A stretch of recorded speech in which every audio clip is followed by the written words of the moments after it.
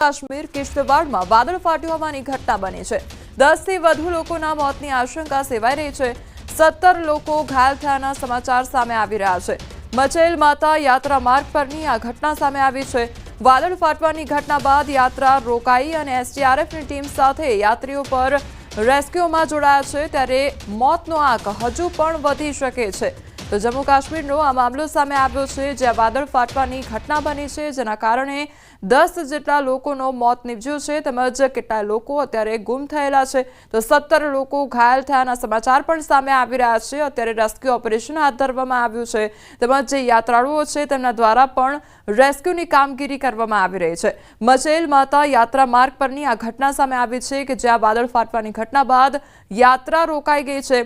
તો એસડીઆરએફની ટીમ તૈનાત કરી દેવામાં આવી છે। તેમના દ્વારા સતત રેસ્ક્યુની કામગીરી હાથ ધરવામાં આવી છે। સાથે જે યાત્રિકો છે તે પણ રેસ્ક્યુ કામગીરી માટે જોડાયા છે। તો મોતનો આંક હજુ પણ વધી શકે છે।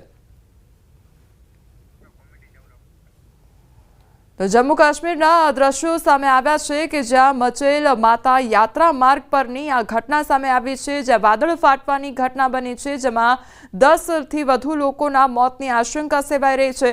તો 17 લોકો ઘાયલ થયાના સમાચાર પણ સામે આવી રહ્યા છે। અત્યારે જે મોતનો આંકડો છે તે અત્યારે 10 સામે આવ્યો છે, પરંતુ હજુ પણ આ આંકડો વધી શકે છે। 17 લોકો ઘાયલ થયાના સમાચાર સામે આવી રહ્યા છે। તો મચેલ માતા યાત્રા માર્ગ પરની આ ઘટના કે જ્યાં વાદળ ફાટવાની ઘટના બની અને ત્યારબાદ યાત્રા રોકી દેવામાં આવી છે। પાણીનો પૂર પ્રવાહ પણ જોવા મળી રહ્યો છે, તેના કારણે જે આખી યાત્રા છે તે રોકી દેવામાં આવી છે। એસડીઆરએફની ટીમ પણ સતત ખડે પગે કામગીરી કરી રહી છે।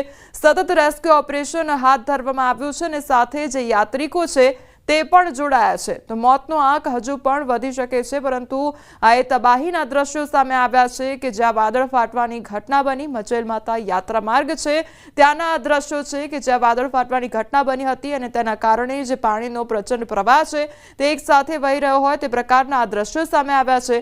હવે આખી ઘટનામાં 10 થી વધુ લોકોના મોતની આશંકા સેવાઈ રહી છે, પરંતુ હજુ પણ આ મોતનો આંકડો વધી શકે છે।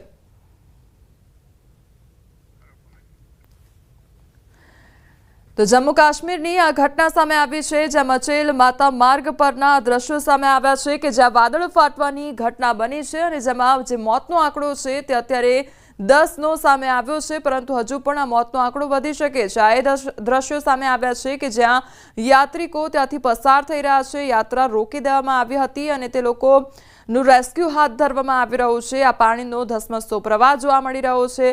જે વાદળ ફાટવાની ઘટના બની ત્યારબાદ જે પાણીનો પ્રચંડ પ્રવાહ છે તે એક સાથે વહી રહ્યો છે અને તેના કારણે લોકોને હાલાકીનો સામનો કરવાનો વારો આવ્યો છે। તે જે યાત્રા છે તે પણ અત્યારે રોકી દેવામાં આવી છે અને જે યાત્રિકો છે તે પણ અત્યારે રેસ્ક્યુની કામગીરીમાં જોડાયા છે, કારણ કે 17 એટલા જે લોકો છે તે અત્યારે ઘાયલ થયા હોય તે પ્રકારના સમાચાર સામે આવી રહ્યા છે અને 10 થી વધુ લોકોના મોતનો આંકડો સામે આવ્યો છે, પરંતુ આ મોતનો આંકડો પણ વધી શકે છે, કારણ કે પાણીનો જે પ્રચંડ પ્રવાહ છે તે એકાએક આગળ વધી રહ્યો છે અને તેના કારણે લોકોને હાલાકીનો સામનો કરવો પડી રહ્યો છે અને એટલા માટે જ યાત્રા પણ અત્યારે રોકી દેવામાં આવી છે। એસડીઆરએફની ટીમ પણ તૈનાત કરવામાં આવી છે। તેમના દ્વારા સતત બચાવ કામગીરી હાથ ધરવામાં આવી છે।